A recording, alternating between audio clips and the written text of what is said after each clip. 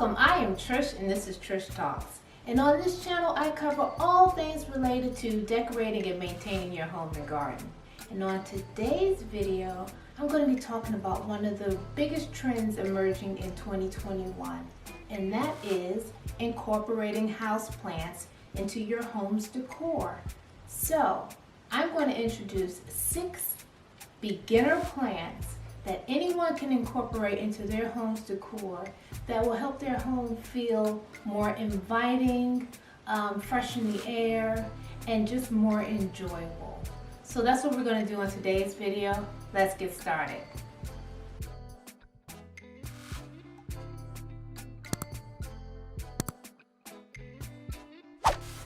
First up, the snake plant. Growing up, I saw this plant in everyone's home. I'm sure you all are familiar with this plant as well. And the reason why it was everywhere is because it is a very easy plant to grow. They can grow in full sun to a shady spot in your home. If they're in a shady spot, however, they'll grow a little slower, but they'll still grow. They're beautiful. They've got like these sword-like leaves. They're variegated, so they're 2 colors, the green and then the yellow tip. Sometimes it's a white tip. Sometimes the leaves are more straight. But they're all considered snake plants. They're all considered succulents. And they can grow anywhere from 8 inches to 5 feet tall. So the snake plant is a really good addition to your home. They don't like a lot of water, so take it easy with watering.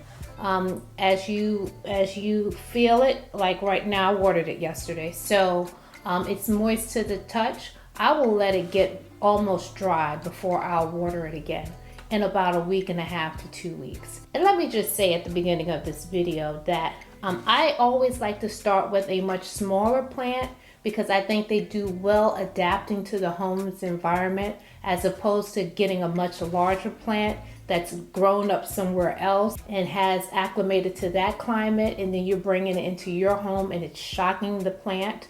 So I find that if I get a smaller plant, if I start with smaller plants, they do better growing in my home. So that's just a little tip, but these grow really well in anyone's space. Again, don't overwater them and they will love you back. Plant number 2, the aloe vera plant. Now, I'm a believer that everyone should probably have 1 aloe vera plant in their home, just even if it's a small one, because the leaves have a what I call a juice inside that you can actually put on scrapes or burns, and it really helps to heal the wounds. So they're really nice to have in their home, not only to look at, but they actually serve another purpose as well. The aloe vera plant, it can be 8 inches and they can grow up to 3 feet sometimes. So they're slow growers. So don't expect, 1 foot of growth in the next year, but they like bright, indirect light. So it is a succulent, so you don't have to water it that much, but do water it deeply. But then when you do, come back and check on it in a week and a half, even 2 weeks. You really do want the soil to dry out a bit before watering again. But that's the aloe vera plant for you. Great to have in the home. Aloe vera. Next up, the rubber plant. Now, I have had this one for a while. And it started off really small and it just has done well. I keep it again in bright but indirect light, and so it thrives on that. It can go from being 1 foot to they grow as tall as 6 feet. So great plant to have around, very durable. The leaves are very architectural and thick and stunning. I just love the look of this plant. Very hardy, very easy to maintain, doesn't require a lot of water. Why? Because it's another succulent. You see the theme there? Succulents hold a lot of water in their leaves, and so even if you're super busy or you're not great with getting back to your plants right away, these are why the leaves and the fact that they're succulents are why they survive in most conditions. The way you kill them is to overwater. So you want to just continue to check your soil. I tend to just stick my finger in the soil about 2 inches deep. And if it's dry, even 2 inches deep, that's when I water it. But otherwise, with the succulents that I'm showing you today, they don't require a whole lot of water, but they do like a lot of indirect sunlight. So again, you don't want the sun beaming straight in on it, but if the sun is overhead and it's casting a really bright light near that window or near that space, then they will do really well for you. So this is the rubber plant. This is plant number 3. Great addition to anyone's home, the rubber plant. Next up, one of my favorites, the ZZ plant. I love the look of the plant, very sculptural. I love the thick, glossy green leaves. They almost look plastic, but it's not, it's a real plant. I get that question a lot. And these plants do really well for beginners who may tend to forget to water. But yes, this plant does moderate to high indirect light. So again, these plants love indirect light. So putting them by a window that can give them 4 to 6 hours of indirect light a day will do them good. You want to check your soil. They don't like to be overwatered. This plant, you can probably go up to about 2 weeks between waterings. And let me just say about all of these plants, I am doing this video in the winter time, and during the winter months, plants are dormant, inside and outside, but the plants go dormant. So if you're going to be bringing plants home during this time, don't expect a lot of growth. Really what I strive to do in the winter time is to just keep my plants alive, keep them healthy and thriving until the growing season, which starts in the spring and then continues on into through the summer. So during the winter months, you're really just looking to get the plant into enough light, and then you're looking to not overwater in the winter time. Those are the 2 things that if you do those, your plants will survive and be happy when the spring rolls around and they can begin to grow for you again. But this is the ZZ plant, and did I tell you that this plant goes anywhere from 12 inches to about 30 inches tall. So I might have mentioned that already. But anyway, this is the beautiful ZZ plant. Plant number 5, the raindrop. It's the raindrop plant, or also known as the coin plant. Why? Because of the shape of its beautiful leaf. So it's a succulent, so the leaves are really thick, very hardy. These plants do well with pruning, so you can prune these up to create a lovely shape, because if you don't, the shape kind of goes everywhere. But if you want to cut the leaves back, it won't hurt it at all.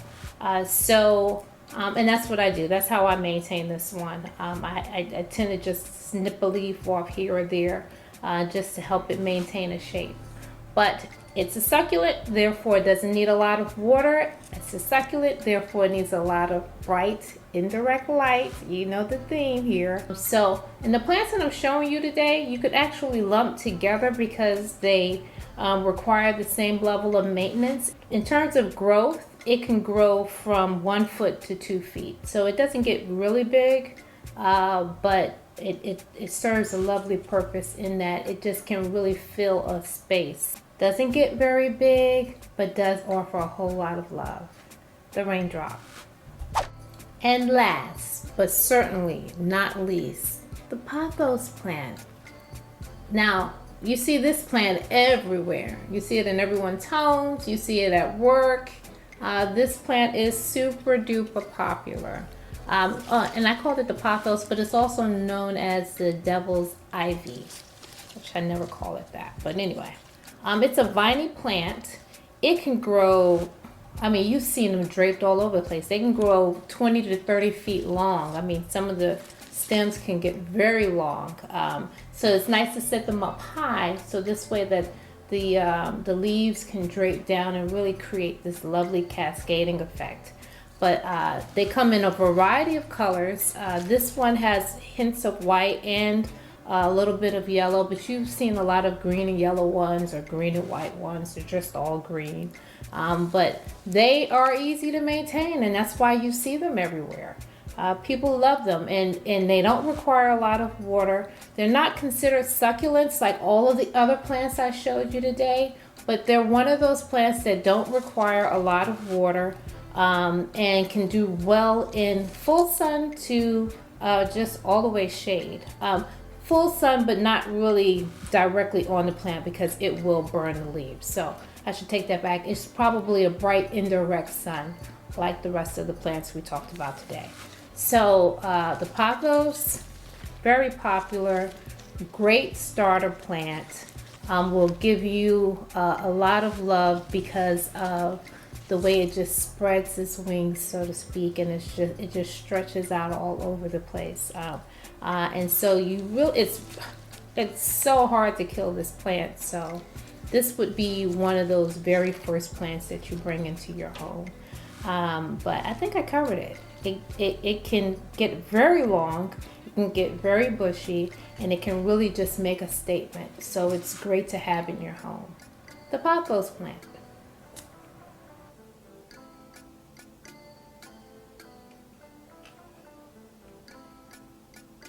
Okay, so I know I said 6 plants, but I did want to take a moment to talk about one of my favorite plants, the fiddle leaf fig.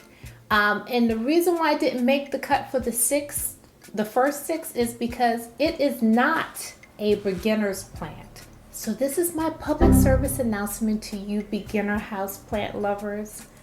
Most of the time we get into the stores, we fall in love with the plants that we see, and we just want to bring them home. Do your research, because some plants are easier to maintain than others. The fiddle leaf fig is not an easy plant to care for and to maintain. This is one of those plants you get after you've gotten some experience. Your thumb is a bit green, and you really do know how to take care of a plant, because this plant wants what it wants when it wants it. It doesn't care about your schedule, doesn't care about the fact that you forgot about it. It will die on you. Because I've lost a few and I've learned a lot. So I just wanted to take a moment to say, don't go in the store and fall in love with this plant, bring it home as your first plant, and then you wonder why it died, and then you don't want to have anything to do with houseplants ever again. Don't do that. Stick with the first 6 that I showed you and come back to the fiddle leaf fig.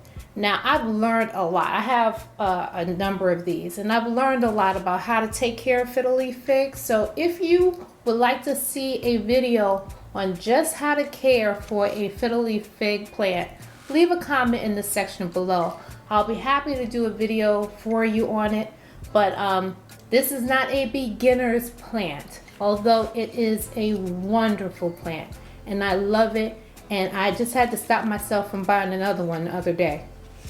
But it's lovely. Fiddle leaf fig.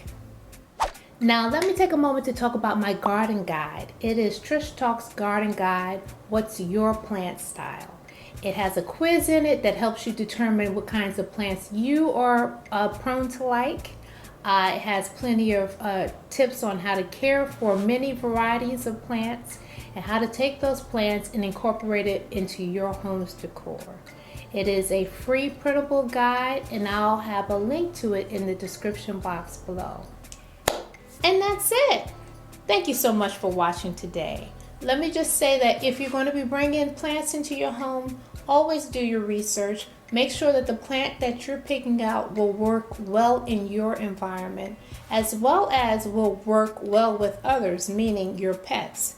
Because if you have pets that like to nibble on the plants, you want to make sure that that plant won't make your pet sick. So do your research. And I really hope this helped. And if it did, consider subscribing to my channel, giving me a thumbs up, and leaving a comment in the section below. And as always, I appreciate you, and I will see you next time. Bye.